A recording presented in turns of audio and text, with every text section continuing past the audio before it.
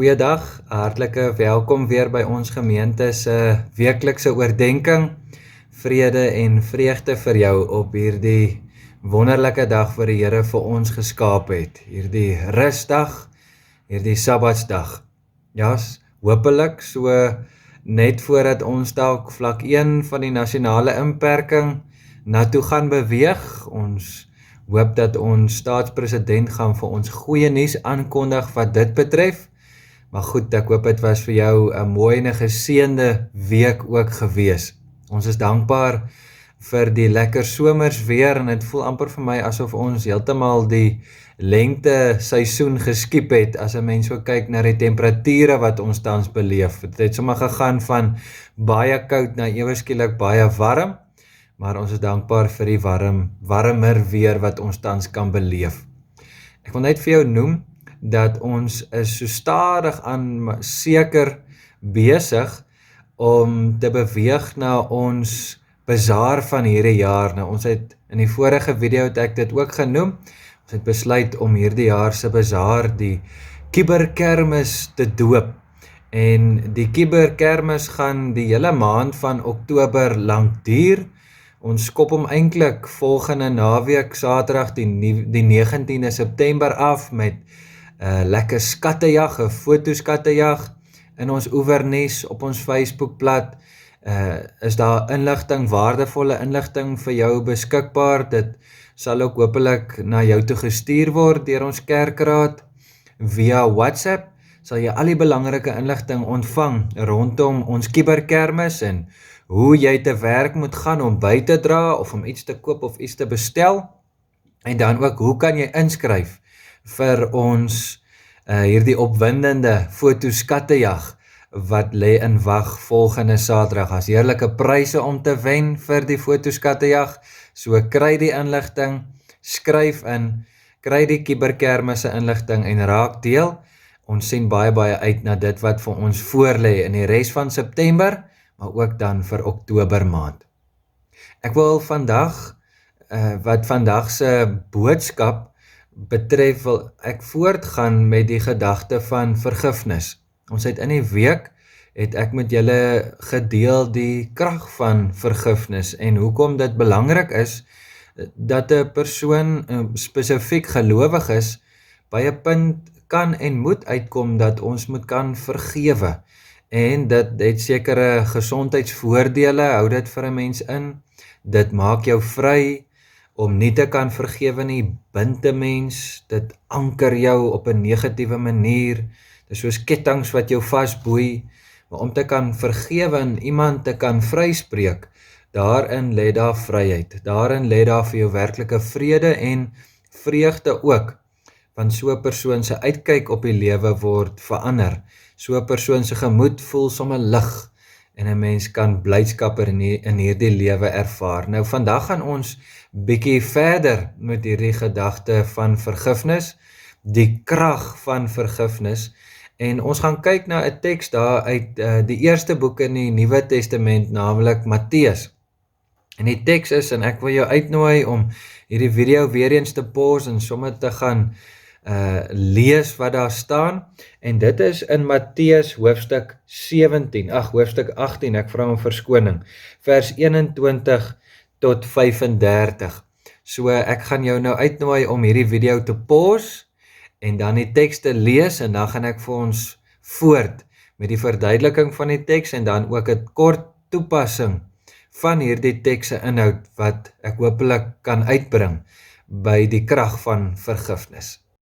Nou goed, hierdie teksgedeelte, Matteus skryf hierdie teksgedeelte aan die vroeë kerk van daardie tyd, en Jesus is besig om in die teksgedeelte met sy disippels te praat, om hulle te leer om met 'n vergewensgesindheid op te tree. Hoekom is dit nodig dat ons as kinders van die Here moet kan vergewe, volwaardig kan vergewe, onvoorwaardelik kan vergewe, en nie net te kan vergewe, maar jy vergeet nie. Met ander woorde, iewers in die toekoms gaan jy dit wat die persoon aan jou gedoen het, teen hom of haar hou, of soos 'n swaard, soos ek in die vorige boodskap gesê het, oor daardie persoon se kop te hou. Nou hier is vir ons die bron van ons motivering, en hierdie opskrif van die gedeelte sê die plig om te vergewe, so dit is die bron van hierdie geloofsplig wat ons het, om te kan vergewe. Nou, ek weet en tot 'n mate verstaan ek hoe moeilik dit is om te vergewe, want situasies verskil van mekaar. Mense doen verskriklike goed aan mekaar, en om dan van jou te moet vra, maar jy moet op 'n punt kom wat jy daardie persoon moet vryspreek, jy moet op 'n punt kom wat jy daardie persoon moet kan vergewe, omdat dit 'n negatiewe vernietigende effek op jou het, omdat dit jou bind, omdat dit jou neerslagtig maak, omdat dit jou depressief maak, omdat dit jou anker en vasboeiem bind. Dis 'n moeilike ding, en ek het begrip daarvoor, en daarom is dit nodig vir jou om daagliks met die Here hieroor te worstel en vir hom te vra, Here, help my, gee vir my die wysheid, die insig, die geduld om te kan vergewe. Gee my die empatie, gee my die meegevoel dat ek kan vergewe. Nou goed, in hierdie teksgedeelte sien ons dan ook hierdie bron van ons motivering raak om te kan vergewe. En wat is die bron? Die bron is omdat die Here ons vergewe het.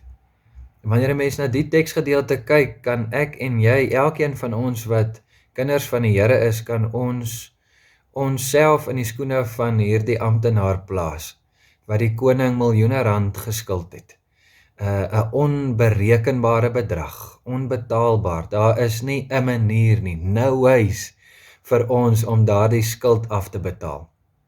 Maar hoor gou hoe mooi gebeur dit in hierdie teks, dat toe die koning hierdie amptenaar se storie aanhoor, toe staan daar dat die koning het hom innig jammer gekry. Die Griekse vertaling van daardie woordjie jammer kry sê dat die koning het 'n steurnis, 'n ongemaklikheid in sy ingewande beleef. Hy het die diepste vorm van empatie en barmhartigheid beleef toe hy hierdie amptenaar se storie aangehoor het. En hy het hierdie amptenaar se skuld afgeskryf. So ons lees hier en ons sien die Here se hart vir ons raak, dat hy bereid is om ons volwaardig, onvoorwaardelik, sonder enige voorvereistes of gevolge, spreek hy ons vry en vergewe hy ons. Want nou aan die ander kant weer, om hierdie storie dan nou klaar te maak, is wat was die amptenaar se optrede, en dit is waar ons baie in die strik trap, is dat hierdie ou het nie regtig geklik en ten volle besef wat hier gebeur het nie. Ten volle besef wat hierdie koning vir hom gedoen het nie. En toe wat doen hy? Hy fokus nie op die kwytskelding, op die vryspraak van die koning nie, maar hy gaan fokus op ander se foute. Hy fokus nie op homself en die foute wat hy gemaak het en die berou wat hy moet betoon nie. Hy fokus op ander. Hy oordeel ander.